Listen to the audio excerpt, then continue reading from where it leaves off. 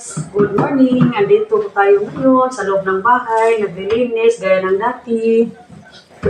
Dahil gusto kong maglilinis araw-araw. Kasi magandang tingnan kapag maglilinis tayo ng araw-araw. Kasi ang dalawang dalaga ko po ay hindi pa gumigising. Ang tagalinis ng bahay hindi pa gumigising. Natutulog pa.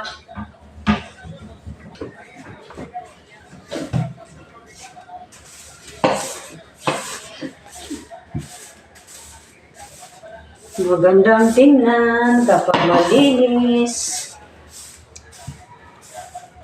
Hindi magandang tingnan kapag ang bahay mo ay marumi. Madumi-dumi. Kailangan natin linisin para mawawala ang lahat ng mga aligabok.